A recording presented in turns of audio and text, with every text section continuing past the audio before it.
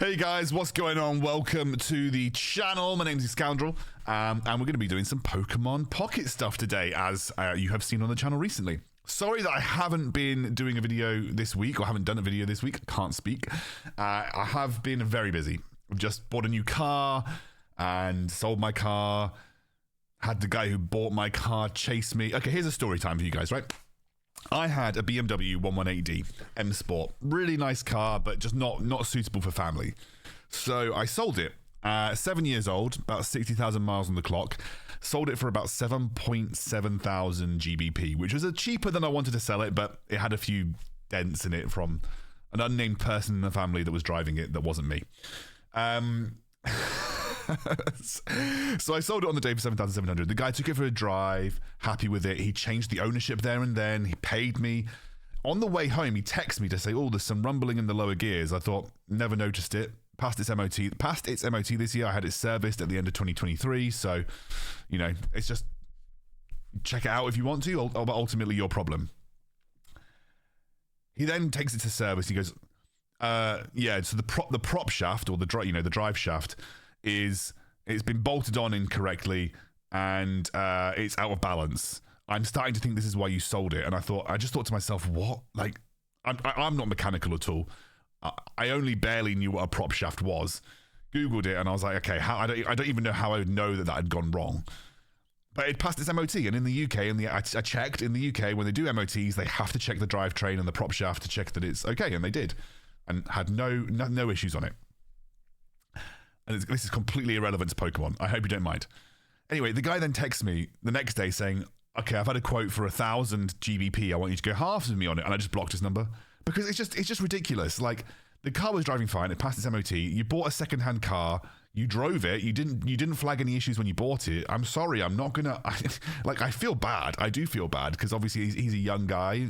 But I just bought a Audi Q7 for 14,000. Do you think if something goes, I bought warranty with it as well, because obviously, do you think if I suddenly have a drivetrain problem, I take it in for a service and there's something wrong with the prop shaft, the dealer's going to go, yeah, let me sort that for you for free?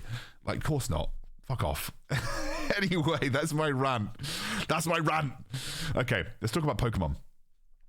Okay, so what I wanted to do today is look at the Pokemon Pro meta. There's a really great website called PokemonMeta.com, and what it does is essentially ranks. I'm going to make myself a bit smaller so you can see it.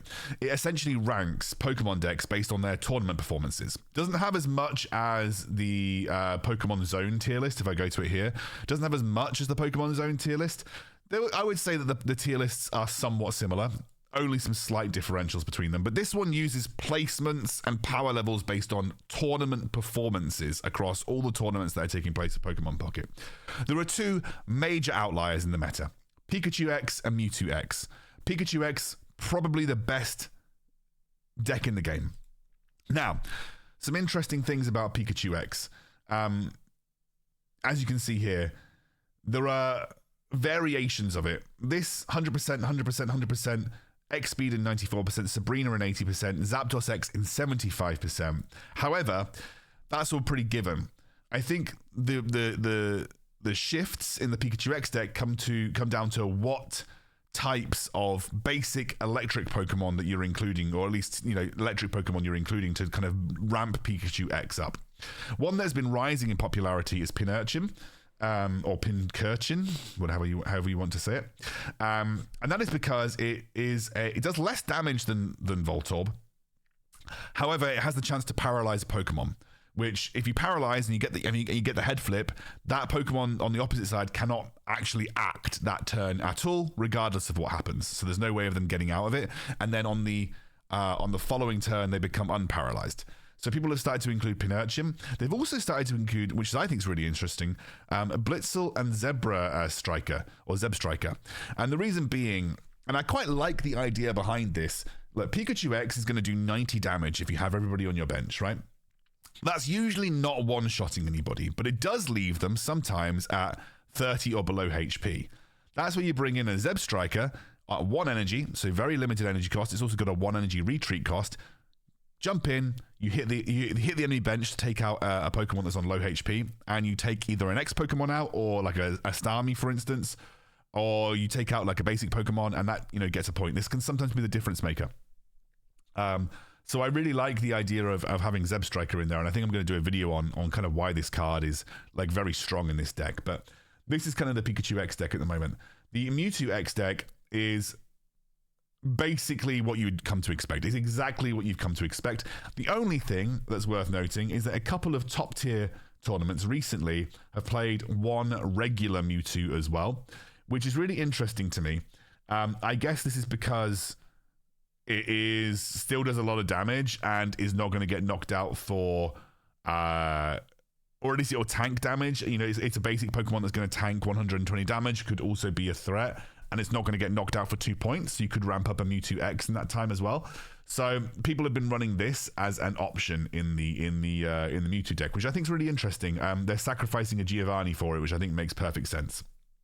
So if you have that, worth giving it a go. But right now, top two decks in the meta are Pikachu X and Mewtwo X by a significant margin in pro play, by the way. A significant margin. There isn't even a tier 2 because the power levels between tier 3 decks and tier 1 decks are so big that no one is getting a power level between 30 and 70. It's like Starmie is the closest tier 2 deck, tier 3 deck to getting to tier 2. And then Charizard is after that. Starmie EX deck is exactly what you'd expect. It's just Arcanine EX. This is practically the whole deck. I'm going to have a look at, let's have a look at top 4. This guy played it with Golducks and Psyducks and then one normal Articuno. Very interesting. I might have to give that a go. This great website, second place. This guy got a second place one using Articuno EX and then one regular Articuno 2. So including another basic Pokemon there. Yeah, so like not too bad, but the basic deck is with double Articuno EX and Starmie EX. This is a great this is a great place to kind of look at deck variations. Then obviously Charizard. So Charizard is just Moltres X, and then actually again, some people are sometimes including basic Charizard here, where you do Fire Spin, but obviously the downside is you do 50 less damage, but if the Pokemon dies, you don't lose 2 points. We can have a look here, top 4. First place, have a look at the guy who got first place. This guy ran a standard Charizard X deck. Actually ran a Pokedex to look at the top 3 cards of your deck. I guess to work out whether... I think the only benefit of a Pokedex is if you use it before you use a Pokeball. So you use the Pokedex before you use a Pokeball, because you could say Pokedex, you could then say, okay, I want to Professor's Research because my next 2 cards are really good.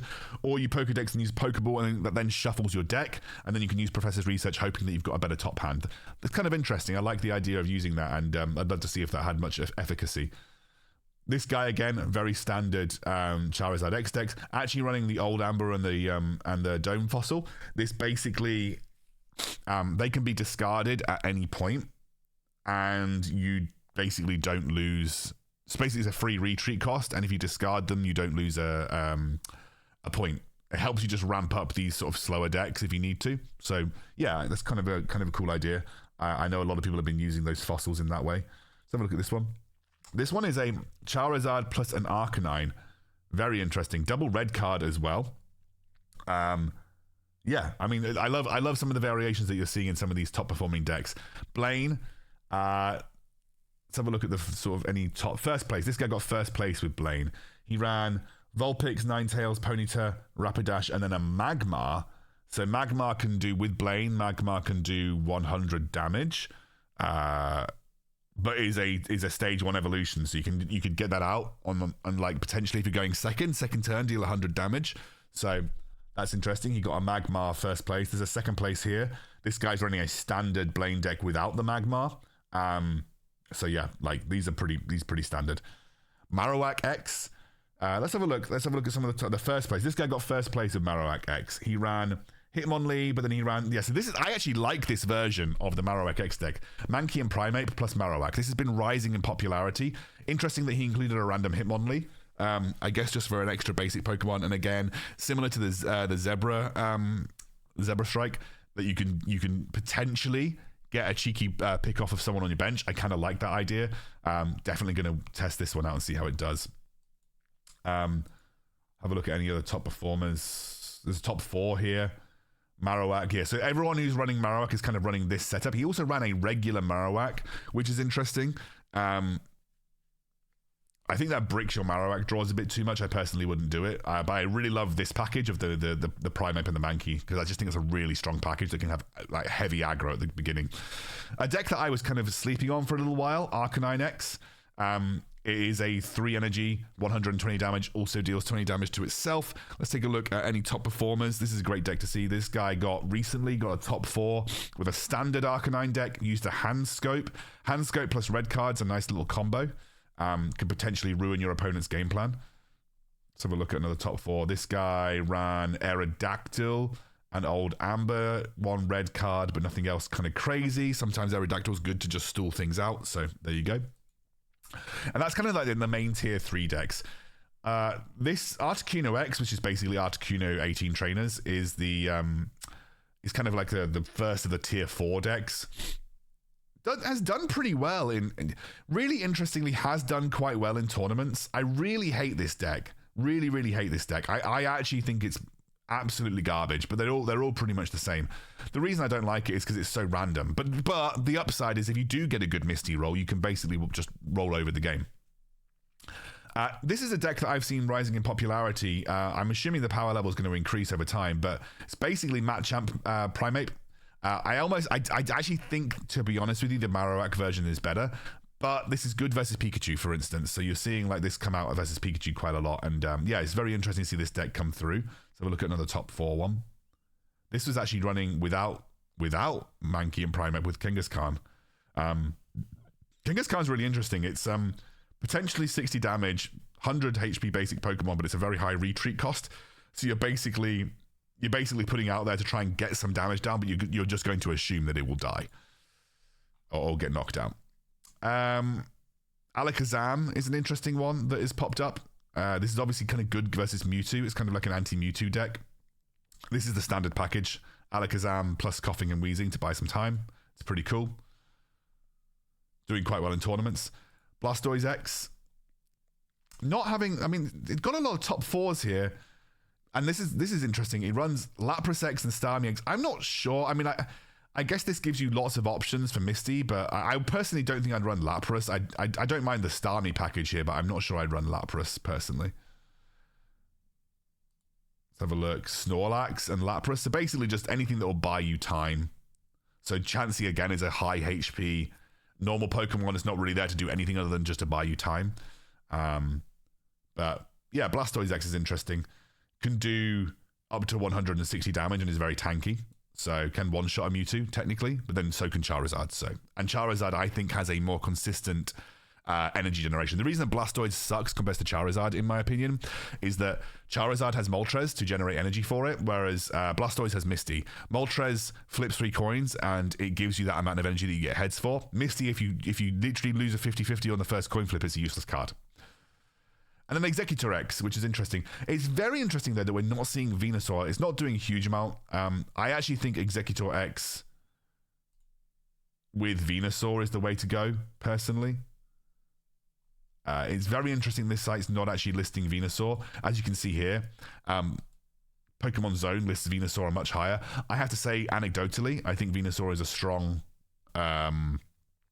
deck, but just from what we're seeing in terms of the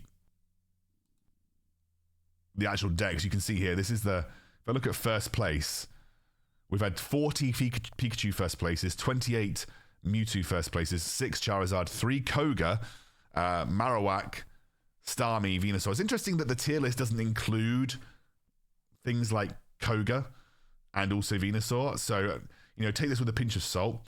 If you look at tournaments, the top decks, Pikachu, Mewtwo, Starmie, Charizard, Blaine, Marowak, Articuno, Koga. So we should look at the Koga. There's a top 4 Koga here, basically using 1 copy of Grimer and Muck, and then wheezing and coughing, and then this is a kind of standard Koga deck, in my opinion. So we'll look at top 8 here. And this is the version that doesn't run Muck. So there are 2 versions. They either run Muck or they don't. Interesting to see that if we look at first place, Marowak EX, Starmie EX, Venusaur. So Venusaur X does feature on a winner. So you can see here, this guy did play the Executor X Venusaur version. That one on November the 11th, so that was about 10 days ago. The other one was this one here, which is very heavily stacked with Executors and won Executor X, and that was on October the 19th, though. Hasn't won for a while.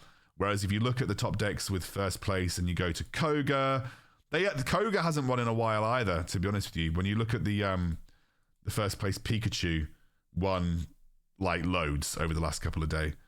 So that's interesting.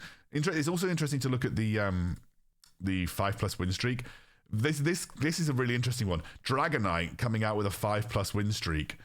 Even though it's not really doing particularly well in tournaments, it's coming out with a 5+ win streak. So we shouldn't count Dragonite out, in that sense either.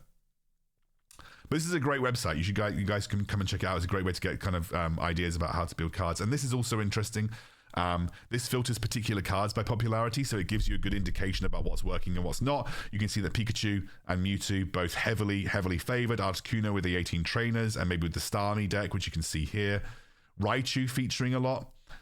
Any surprises here? No surprises in my opinion, but Greninja coming in above Arbok and Weezing is very interesting. If you click on it, it'll also tell you which decks that it's been used in. So Greninja getting used in a Starmie EX deck. Starmie, so there's basically being used in sort of Starmie EX decks to get the last chip damage off on certain things. Very interesting, very interesting. Pokedex getting used a bit more frequently as well. You can see being used a decent amount in tournaments, top 8 with this Articuno EX deck, obviously. And here being used with this Pikachu EX deck. So yeah, it's a great website to kind of look at what the pros are using. But, realistically, if you look at tournaments, the pros are using Pikachu and Mewtwo. Well, when I say pros, I mean people playing in professional tournaments or semi-professional tournaments. Starmie and Charizard are after that. So your 4 big decks are Pikachu, Mewtwo, Starmie, and Charizard. After that, it's Blaine, Marowak, Articuno 18 trainers, Koga, Arcanine, and a few other ones that are kind of like middling. But this is a really, really fantastic website. Definitely recommend that you go and check it out. And we are going to test out some of these decks on the channel over the next coming days. So yeah, hope you guys found this interesting, and I will see you soon.